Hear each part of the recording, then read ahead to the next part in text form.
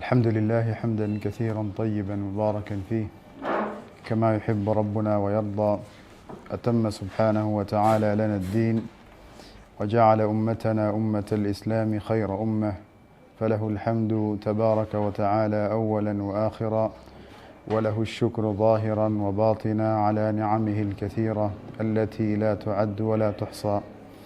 ثم الصلاة والسلام على نبينا محمد وعلى آله وصحبه وسلم تسليما كثيرا. أما بعد، السلام عليكم ورحمة الله وبركاته.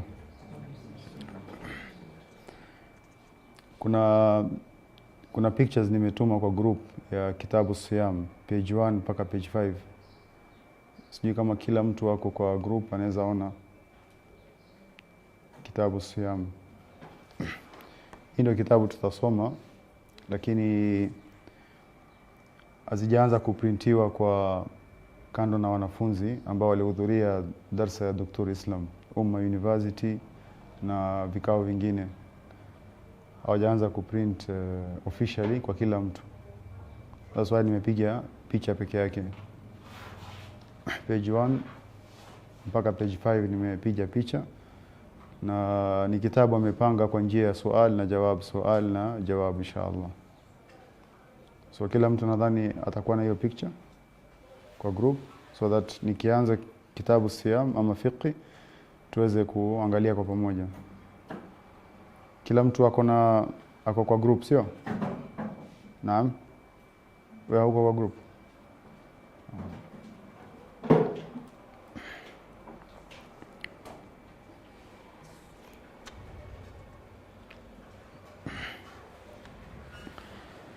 Tulianza darsa ya wiki iliyopita kitab at-tauhid, na kuna baadhi ya mambo tuliishiria kuhusiana na hichi kitabu. Tulisema kitabu hiki, kitabu at-tauhid ya Sheikh Muhammad ibn Abdul Wahhab, ni kitabu ambayo iko na sifa tatu. Kila unaposoma hichi kitabu, hizi sifa tatu daima zinakuwa pamoja na wewe. Ni mambo gani matatu hayo inshallah? Na tutatajia mambo matatu ambayo yanapatikana kwenye kitabu at-tauhid. Tulisema mwanzo wa darasa. Naam. Anatumia aya na Qur'an, itaje aya na hadith za Mtume sallallahu alaihi wasallam. Kitu ya pili ni nini? Naam, amegawanya kwa mlango baada ya mlango baada ya mlango, sio? Jambo ya tatu itoke upande hii inshallah.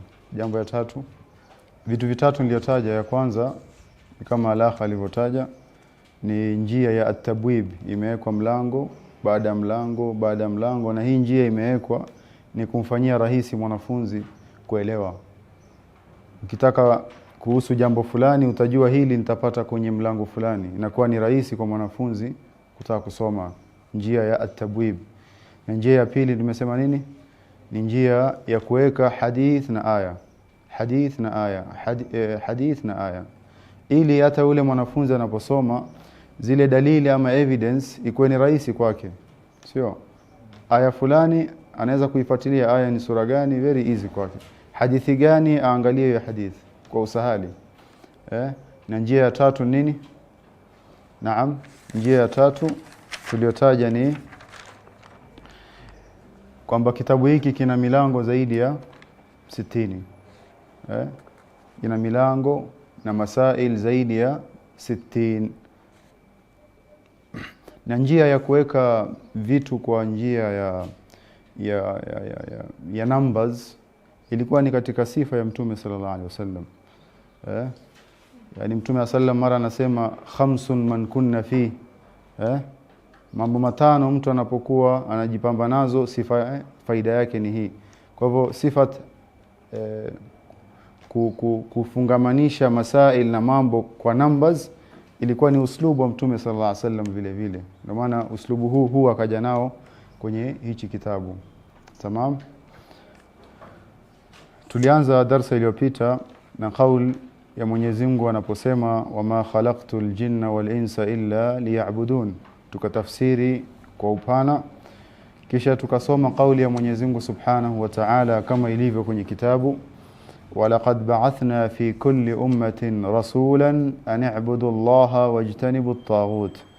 Kisha tukasoma aya ya Mwenyezi Mungu Subhanahu wa Ta'ala vile vile anayosema wa qadha rabbuka alla ta'budu illa iyyah wa bil walidaini ihsana.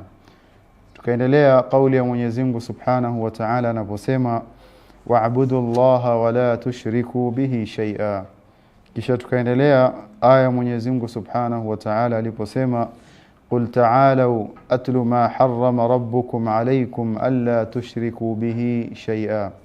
Tukaona vile vile maneno ya Ibn Mas'ud radhiyallahu anhu aliposema man arada an yanzura ila wasiyati Muhammadin sallallahu alayhi wasallam allati alayha khatimuhu falyaqra قوله تعالى قل تعالوا أتل ما حرم ربكم عليكم إلى قوله تعالى وأن هذا صراطي مستقيما. شتكوانا حديث يمويشو يا معاذ بن جبل أنا سمع معاذ كنت رديف النبي صلى الله عليه وسلم على حمار فقال لي يا معاذ أتدري ما حق الله على العباد وما حق العباد على الله؟ فقلت الله ورسوله أعلم. قال حق الله على العباد أن يعبدوه ولا يشركوا به شيئا وحق العباد على الله ألا يعذب من لا يشرك به شيئا. قلت يا رسول الله أفلا أبشر الناس؟ قال لا تبشرهم فيتكلوا. أخرجاه في الصحيحين. hizi ndizo ayat na ahadith tuliyosoma kwenye darsa iliyopita. Nadhani sote tulikuwa kwa darsa na tuko pamoja kwenye maana ya hizi ayat na hadith, si ndio? Ama kunahitajika kurudia tena? Kuna mtu hakuwa kwenye darsa iliyopita? Naam, kama kuna mtu onyeshe mkono hakuwa kwenye darsa iliyopita. Haukuwa. Tayeb. Kwa turudie ama tuendelee ama tumalize tutarudia baadaye? Naam. Tuendelee. Tayeb. Utaona kwenye kitabu hapa ameandika fihi masail. Fihi masail, yani kuna masail yanapatikana. Masail haya yanatoka wapi? Kutokamana na hizi ayat zilizoandikwa nyuma, wama khalaqtul jinna, hizo aya zote na hizo ahadith zilizowekwa hapo.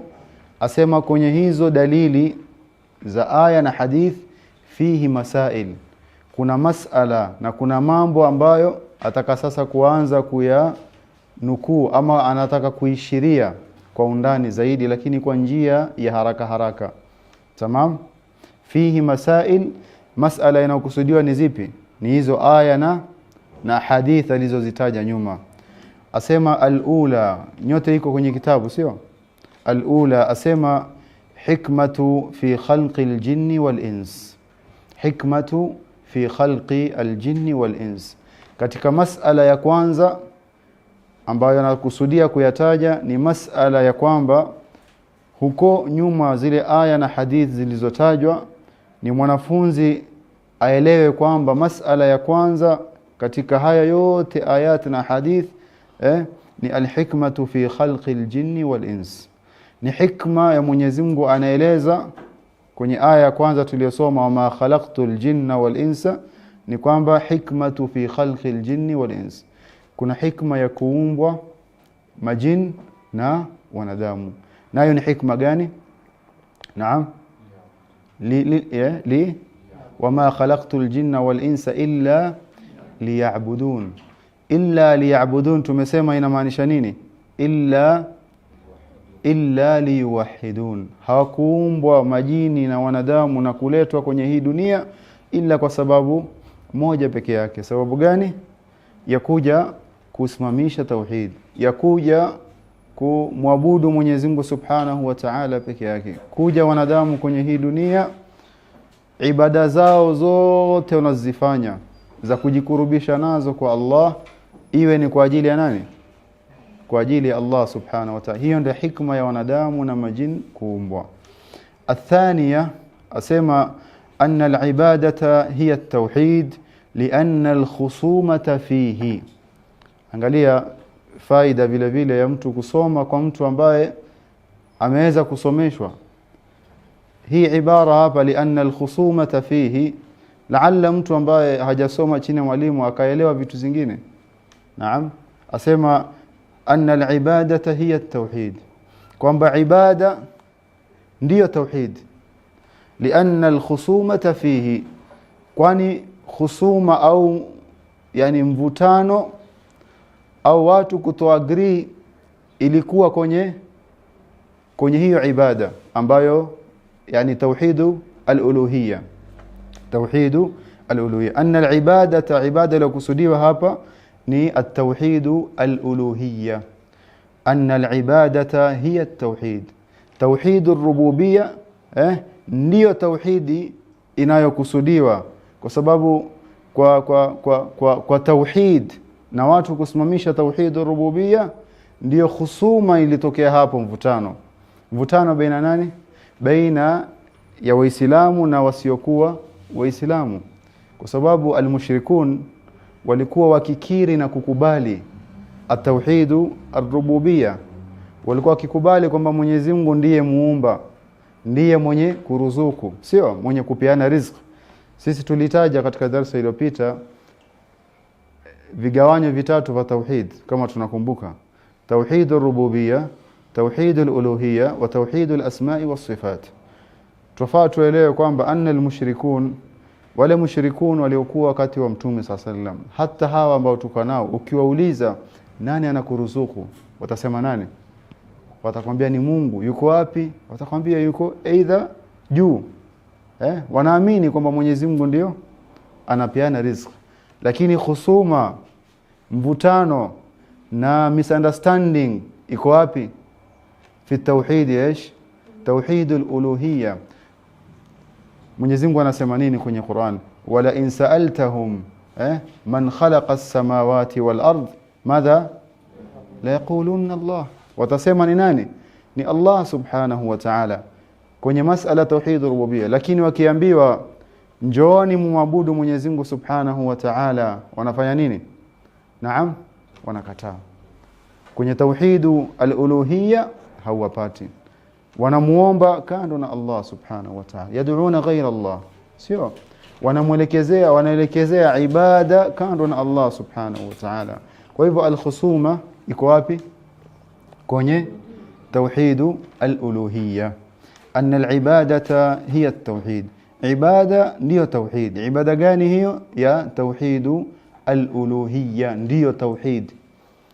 Binadamu akisimamisha tauhidul uluhiyya, huyo ndiyo amesimamisha at-tauhid, kwa sababu huwezi kusimamisha tauhidi mbili uache moja. Kwa hivyo lazima zote ziambatane.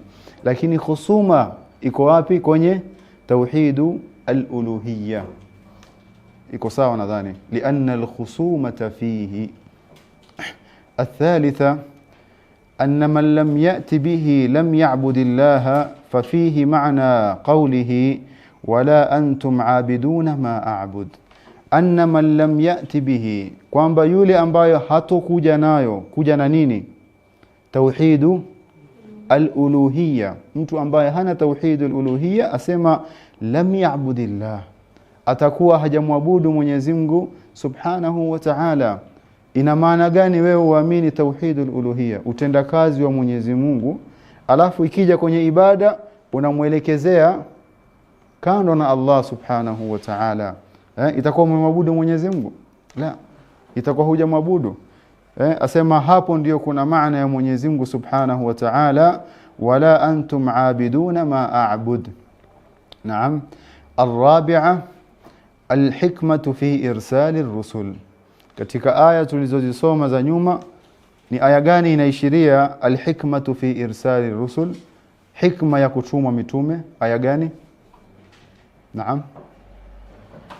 Walaqad ba'athna fi kulli ummatin rasulan. Hikma gani iko ndani? An i'budu Allaha wajtanibu at-taghut. Al-khamisa, mas'ala ya tano, anna ar-risalata ammat kulla ummatin, kwamba risala ya at-tauhid imekusanya kwenye umma zote. Walaqad ba'athna fi kulli umma, yani kulli umma au kullu umma imeletewa nini? Naam, message ya at-tauhid. Anna ar-risalata, ujumbe yani ambao ni wa tauhid, ammat kulla ummatin, imekusanya umma zote hii risala ya at-tauhid. Kila mtume anayetumwa anatumwa kwa watu wake. Jambo la msingi na la kwanza kabisa ambayo anayotumwa kwa ajili sababu yake nini? Ni at-tauhid. Alafu zinakuja zile makatazo mengine chini, lakini ya kwanza kabisa ni ipi? Naam, at-tauhid. Kwa hivyo at-tauhid ammat kulla ummati, au imekusanya kila umma sifa ya at-tauhid. As-sadisa anna dina al-anbiya'i wahida. Jambo la sita ni kwamba dini ya manabii wote ni moja. Iko wapi dalili? Naam, aina ad-dalil? Naam, walaqad ba'athna fi kulli ummatin rasulan. Kila umma anatumilizwa mtume. Huyo mtume kazi yake nini? Kuita watu kwenye tauhid. Na hii ni dalili kwamba mitume wote dini yao ilikuwa nini? Ni hiyo ya tauhid, ya kumpwekesha na kufanya oneness ya Allah subhanahu wa ta'ala. As-sabi'a, jambo la saba, al-mas'alatu al-kabira, jambo kubwa, anna ibadata Allah la tahsulu illa bil-kufri bit-taghut.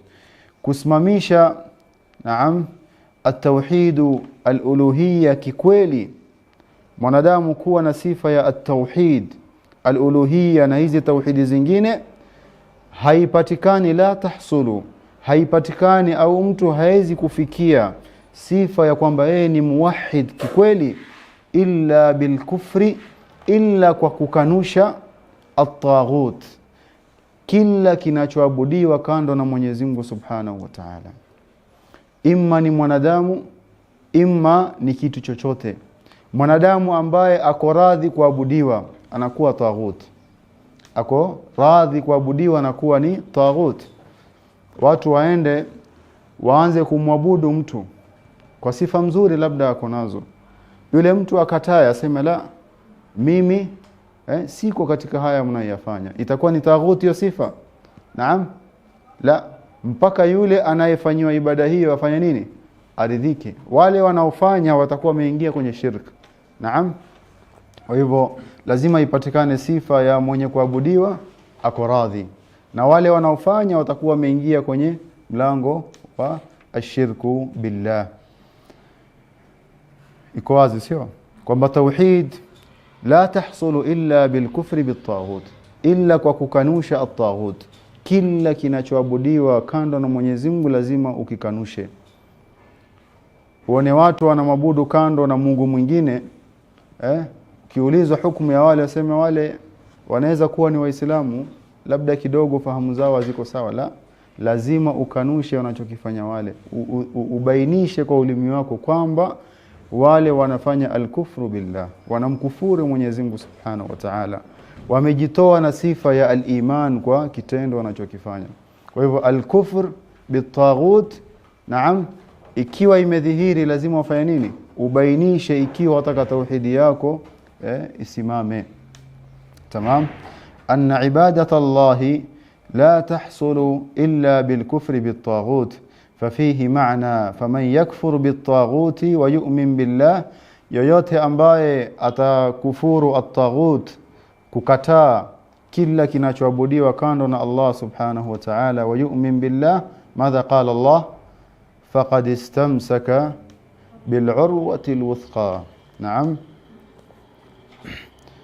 الثامنة أن الطاغوت عام في كل ما عبد من دون الله. الطاغوت imekusanya am, imekusanya fi kulli, katika kila kinachoabudiwa kando na Mwenyezi Mungu Subhanahu wa Ta'ala. Tamam. Kwenye hizo aya tulizosoma nyuma na hadithi tulizoona, wanaposema at-taghut inakusudiwa nini? Ni shay am. At-taghut ni shay am, yani in general, inayokusanya ndani ya hiyo general chochote kinachoabudiwa kando na Allah subhanahu wa ta'ala. At-tasi'a, jambo la 9, عظم شأن 3 الآيات المحكمات في سورة الأنعام عند السلف وفيها 10 مسائل أولها النهي عن الشرك.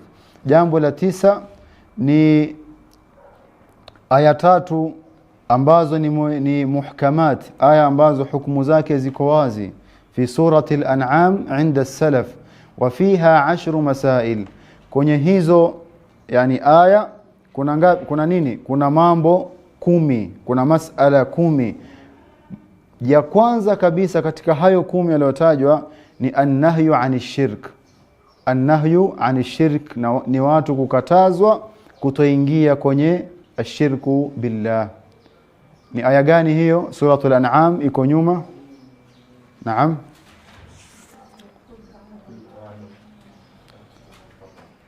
Nasemaje aya? Qul ta'alu alla tushriku bihi aywa wa bil walidaini ihsana alafu wa bidhil qurba alaykum salam tabarakatuh wa bidhil qurba wal yatama wal masakin. Ametaja mambo ngapi?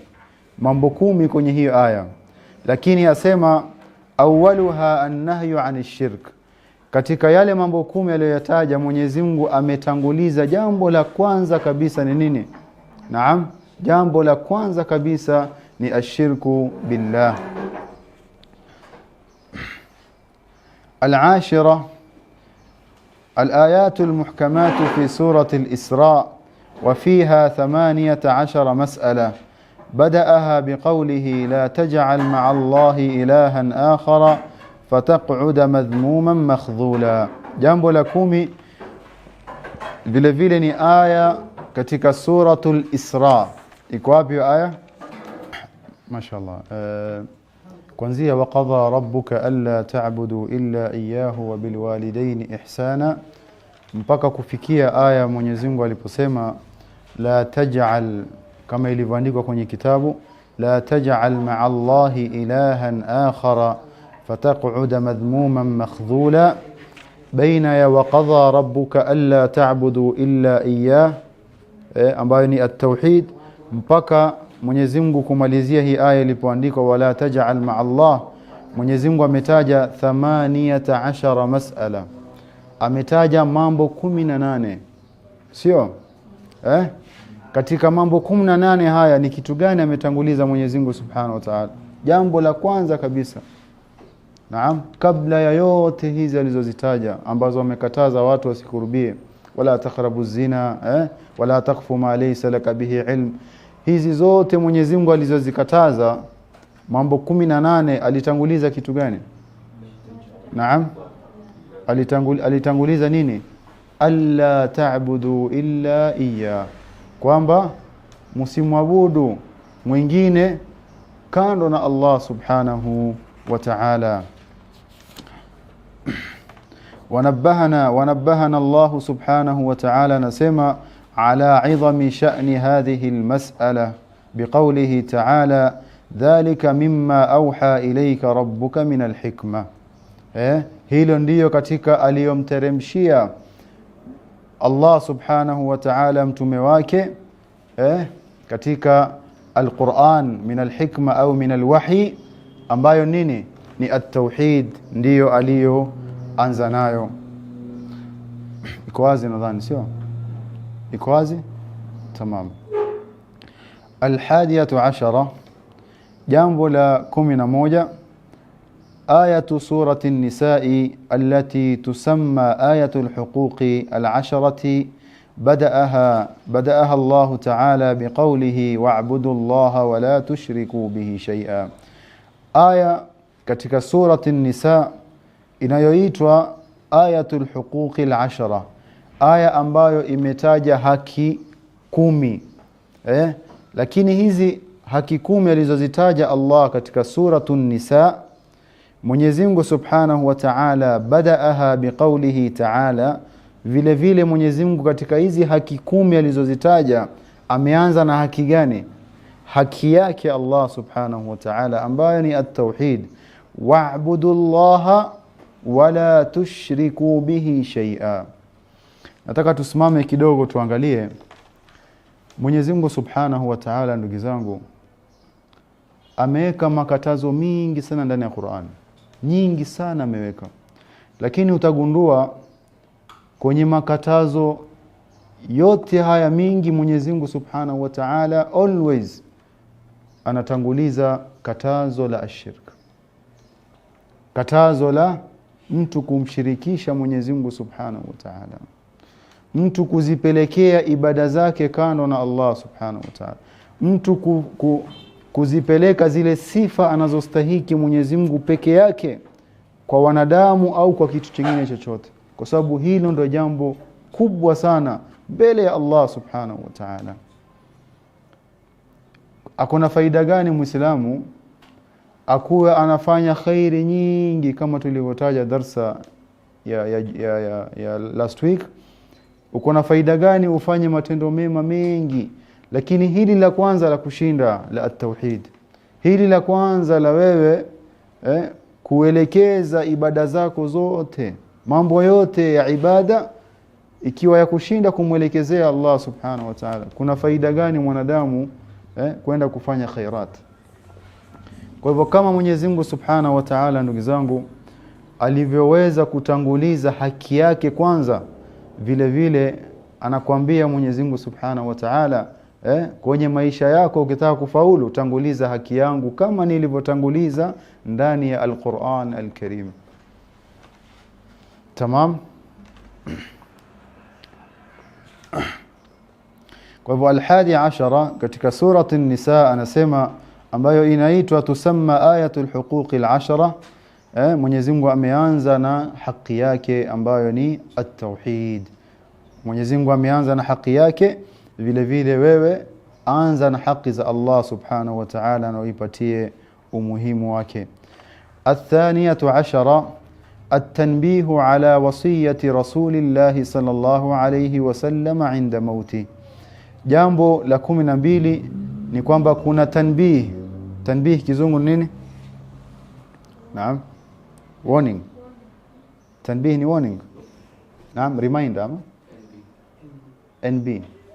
NB maanisha nini? NB maanisha nini?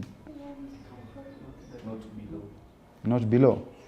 Like kama unaona unaandika kwa mzima ile kitu muhimu sana. Aywa, طيب. التنبيه على وصية رسول الله صلى الله عليه وسلم عند موته. Jambo la 12 utaona katika yale tuliyosoma nyuma kuna hiyo NB. Kuna tanbih ya Mtume sallallahu alaihi wasallam juu ya wasia, juu ya advice ya mwisho ya Mtume sallallahu alaihi wasallam inda mautihi, wakati wa kukurubia kufariki kwa Mtume sallallahu alaihi wasallam. Ni wasia gani huo? Na atatuambia. Naam, naam. قل تعالوا أتلوا ما حرم ربكم. سيو. طيب. الثالثة عشرة jambo la 13 ni maarifatu haqqullahi ta'ala alaina. Jambo la 13 utaona katika dalili za nyuma, moja katika hizo dalili utagundua kuna haki ya Allah subhanahu wa ta'ala kwetu sisi. Ni hadithi ya nani? Hadithi ya Muadh tuliyosoma nyuma, sio? Arabi'atu 10 jambo la 14 معرفة حق العباد عليه إذا أدوا حقه.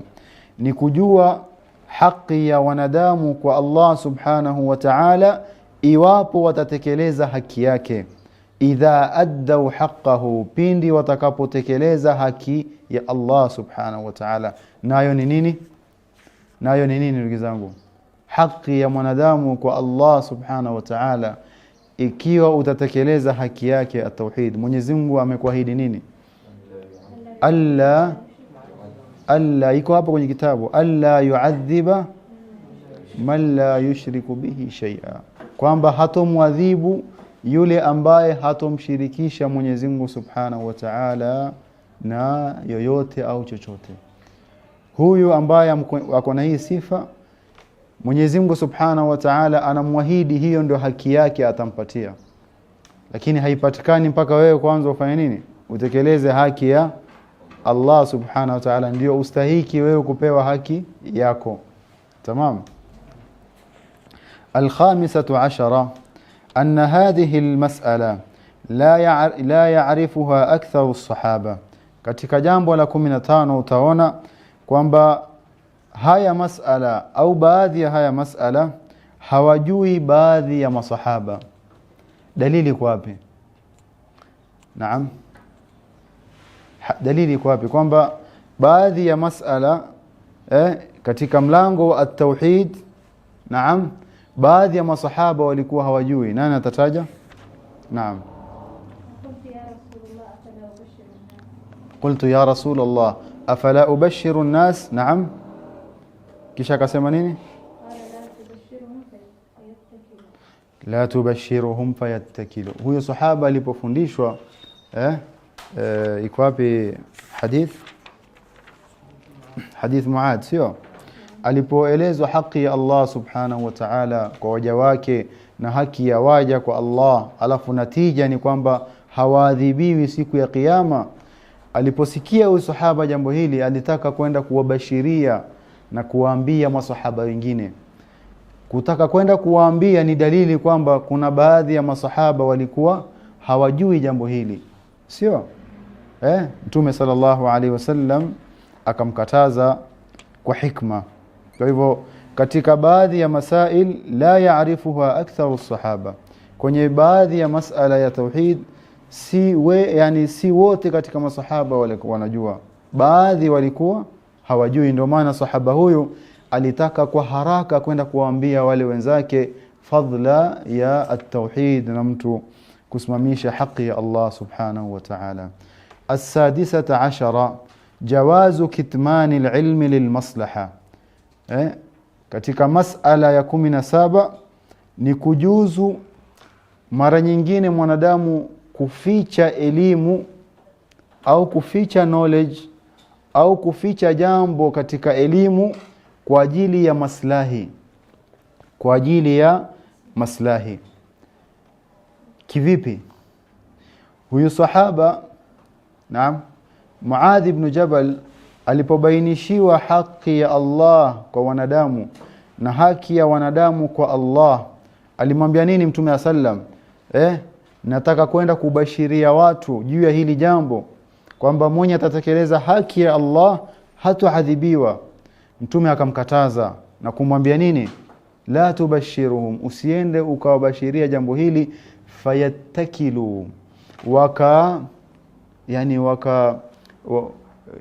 ikawafanya wakuwe relaxed, waone kwamba mtu akiwa na tauhid hata akaenda akafanya madhambi namna anavyotaka, madamu Mwenyezi Mungu Subhanahu wa Ta'ala amesema alla yu'adhibahum, kwamba hatowaadhibu hawa wenye sifa ya tauhid, ikawapelekea watu wakazama kwenye milango mingine ambayo naam itawajazia akaunti yao madhambi. Mtume alimkataza. Hapa Mtume amezuia ilmu na faida kufika, ma kuzuia? Amezuia, lakini kwa maslaha. Kwa maslaha. Si kuzuia bila sababu yoyote, la, amezuia kwa sababu Mtume sallallahu alaihi wasallam. Na kuzuia kwake si kwamba hakuna sahaba mwingine alijua, la, walijua, lakini kwa njia ya polepole, kwa njia ya hikma. Waonaje Muadh angeenda kwenye soko hii siku ambayo Mtume alimwambia ama kumfundisha hii hadith, angeenda kwenye soko baina ya watu wa kwenye soko, ama watu wamekusanyika mahali, alafu aanze kusema yoyote ambaye hatomshirikisha Allah Subhanahu wa Ta'ala chochote, Mwenyezi Mungu hatomwadhibu, ingekuwaje hali? Naam, kungekuwa na shida labda, sio? Watu wangedhania tofauti. Huyu angedhania hivi, mwingine angedhania hivi, la. Mtume sallam alimzuia. Kumzuia kwake ni kwa ajili ya kukhofia mambo kama haya. au jambo ambalo linaweza kuleta madhara ya mtu kwa dini yake. As-sabi'atu 'ashara, jambo la 17, istihbabu bisharati almuslimi bima yasurruhu, ni kupendekezwa mwanadamu bisharatul muslimi, muislamu kupeana bishara bima yasurruhu, kwa mambo ambayo yanamfurahisha, kwa mambo mazuri. Yapendekezwa katika dini jambo zuri wafikishie wengine, jambo la furaha wafikishie wengine. Yapendekezwa kwa mu'min mambo mema, mambo ya khairi. Ukisikia mambo ya ilmu, umepata faida ya kiilmu, naam, yustahab, yapendekezwa ufanye nini? Ufikishie wenzako. Naam, usiwe kama mwanahabari. Wanahabari kazi yao ni kutafuta, naam, wanatafuta tu mambo ya kusumbua akili, mambo ya hatari, mambo ambayo sio mazuri, breaking news. Wanaenda mbio kutafuta mambo ambayo si ya kawaida, mambo ya kushtua moyo, mtu akisikia ashtuke kwanza. Usiwe hivyo. Naam, uwe ni mtu ambaye unabashiria watu kwa mazuri peke yake. Naam. Athaminata 'ashara, alkhawfu min attikali ala sa'ati rahmatillah, jambo la 18 ni mwanadamu anaona kwenye ayat za nyuma tulizosoma na hadithi ya Muadh, mwanadamu kuwa na khawf, alkhawfu min attikali, kuwa na khawf juu ya kupatikana sifa ya al-ittikal, ya kuwa relaxed mtu ala si'ati rahmatillah, kwenye upana wa rahma za Allah subhanahu wa ta'ala, kwenye upana wa rahma za Allah subhanahu wa ta'ala.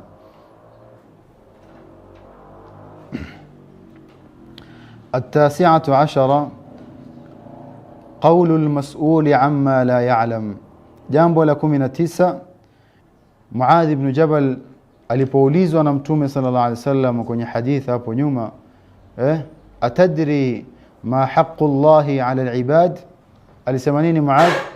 Allah wa rasuluhu a'lam, sio? Na hapa anasema katika jambo la 19 ni mtu kwa asichokijua aseme nini? Aseme mimi sijui, aseme mimi sijui. Sote tunajua kisa ya Mtume sallallahu alaihi wasallam. Mmoja katika masiku masahaba walikuwa baina yao, mmoja katika masahaba ikatokea sababu akaangukiwa na jiwe kubwa. Ile jiwe likampasua kichwa. Kumpasua kichwa, ikaingia jioni huyo ambaye kichwa chake kimepasuka, akalala, akaota ndoto, naam, ambayo ilimlazimu kuoga janaba. Sote tunajua ni ndoto gani, sio? Naam, ihtalam, aliota. Asubuhi ataka kuoga janaba, lakini akona injury, akona kichwa chake kimepasuka, kiko wazi, injury kubwa. Akauliza wale masahaba wenzake waliokuwa nayo, hal tajiduna li rukhsa, muonaje niko na rukhsa mimi ya kufanya nini, ya kufanya tayammum? Wakamwambia ma najidu laka rukhsa, hatuoni kwamba uko na rukhsa, madamu kuna maji baina yetu, maji iko kila mahali, hatuoni kama uko na rukhsa. Naam. Wakamwambia nini? Lazima utumie maji. Madha faal, akaenda akatumia yale maji kuoga janaba, akafanya nini? Akakufa. Mtume sallallahu alayhi wasallam alipofikishiwa hii habari alikasirika Mtume sallallahu alayhi wasallam. Na hapa tunaona umuhimu wa mtu kuuliza kwenye mambo ya dini ikiwa hajui, na mtu kutojifanya anajua kila kitu kwenye dini. Angalia hasira ya Mtume sallallahu alayhi wasallam ilipatikana kwa watu ambao walileta sifa ya kuzungumza mambo ya dini ya kupeana guidance ya dini bila ya elimu ya wazi. Mtume alisema nini? Qatalahumullah, wamemua ndugu yao na Mwenyezi Mungu Subhanahu wa Ta'ala awaue. Ala saalu, kwa nini hawakuuliza? Idha lam ya'lamu, ikiwa hawajui. Kwani dawa ya mtu asiyejua ni nini? Ni kuuliza. Kwa hivyo hasira ya Mtume SAW ilipatikana kwa watu gani? Kwa watu ambao wanafanya nini? Naam, wanajifanya wanajua kwenye mambo ya dini wakati hawajui. Binadamu ataumia wapi ama atadhurika na nini akisema mimi sijui? Naam, ulizwe kitu kwenye dini useme mimi sijui, utaumia wapi? Si aibu?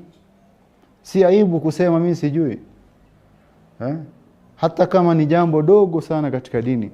Kuna baadhi ya watu, Mungu atuhifadhi na sifa kama hii. Jambo linaweza kuwa ni ndogo labda kwa baina ya watu. Maybe anaona wale watu waliomzunguka pale hataki kujulikana kwamba elimu yake ya dini ni ndogo ama hajui, akaanza kujibu mambo ambayo hana elimu nayo kabisa. Akawapoteza wale watu na akafanya nini? Akajipoteza yeye mwenyewe. Kwa hivyo mtu kusema sijui katika mambo ya dini, wallahi ni katika neema kubwa mtu ikiwa ataweza kusema sijui. Na ikiwa utaongea mambo ya dini ikiwa haujui, naam, bado unaongea, ni katika misiba mikubwa unajiingiza wewe na watu ambayo wamekuzunguka na kusikiza. Kwa hivyo at-tasi'atu 'ashara, jambo la 19, qaulul mas'uli, ni kauli ya mtu anaye ulizwa amma la ya'lamu, kwa sichokijua, kusema nini? Allahu wa rasuluhu a'lam, Mwenyezi Mungu Subhanahu wa Ta'ala mtume wake ndio wanaojua. Hii Allahu wa rasuluhu a'lam tulitaja kwenye darasa iliyopita kwamba ukiulizwa kitu sema Allahu a'lam, Allahu a'lam.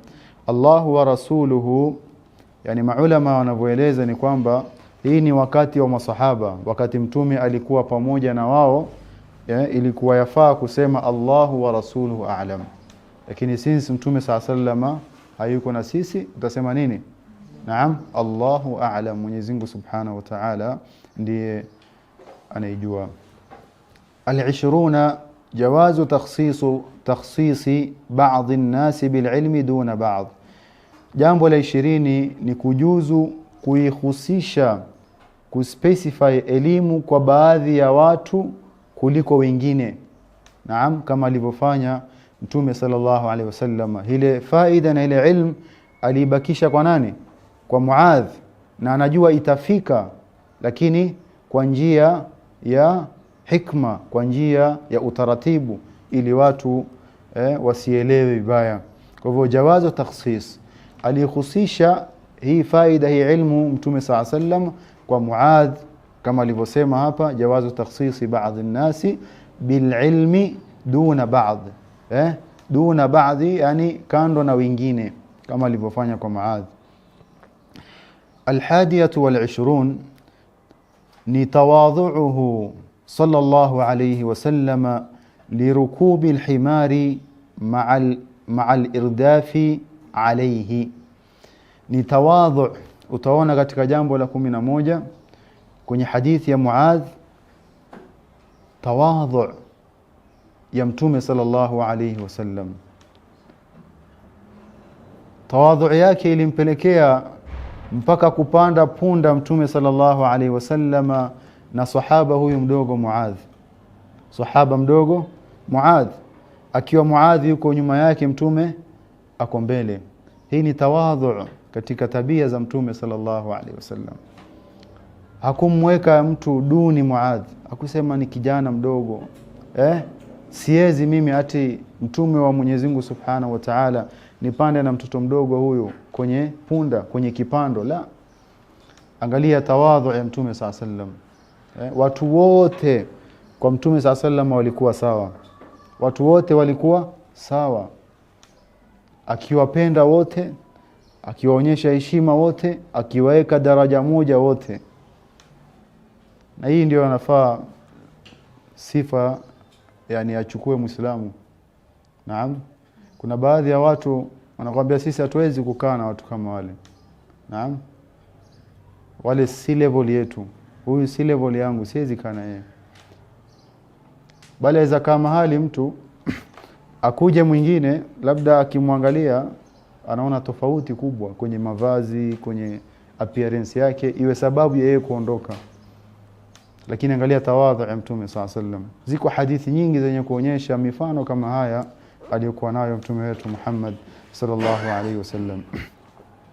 الثانية عشرة 22 22 جواز الإرداف على الدابة.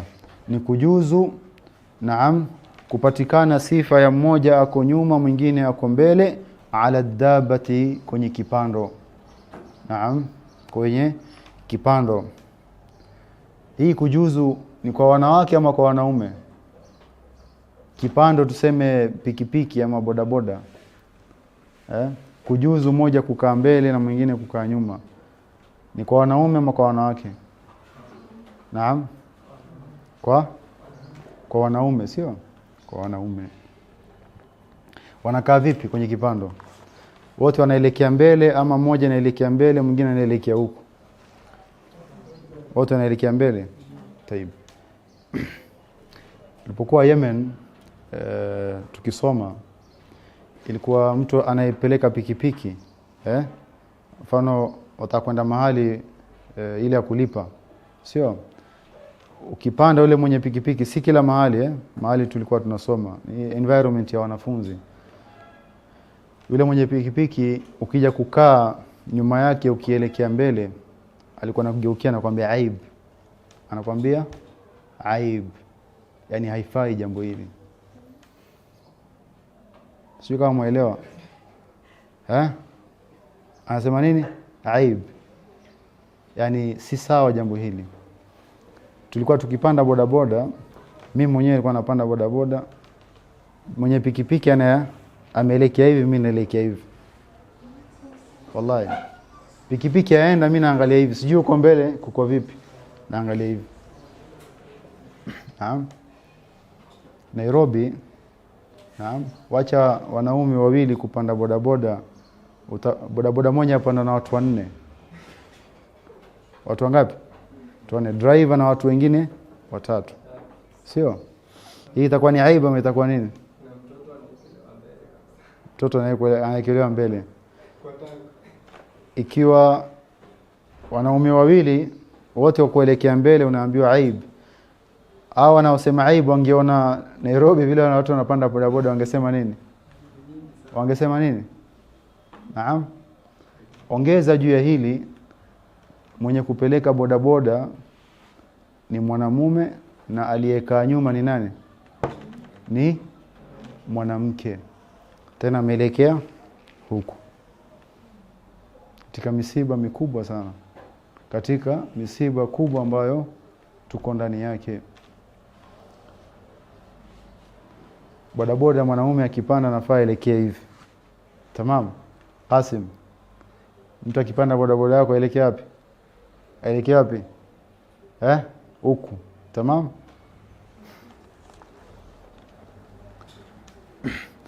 الثانية 20 جواز الإرداف على الدابة.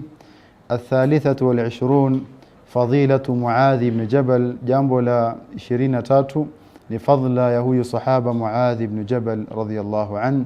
24 jambo la 24 عظم شأن هذه المسألة. ukubwa wa na uzito wa masala hii ambayo tumetaja nyuma huko, masala ya at-tauhid au fadhila ya at-tauhid, kwa sababu kwenye aya na hadithi za nyuma imeeleza fadhila za tauhid, kwamba tauhid ndio imetumilizwa kila mtume, sio? Tauhidi ndio imetangulizwa kabla ya kila kitu. Kwa hivyo iko na fadhila na iko na daraja mbele ya Allah subhanahu wa ta'ala. Tamam? Sasa ni saa ngapi? Saa 6:12. Tuko tofauti tuingie mlango mwingine leo. Kinaona time imesonga sana na tuwafaa kuingia kitabu as-siyam. Au tasimamia hapa insha Allah. Naomba Allah subhanahu wa ta'ala turuzuku al-ilm an-nafi' wal-amal as-salih.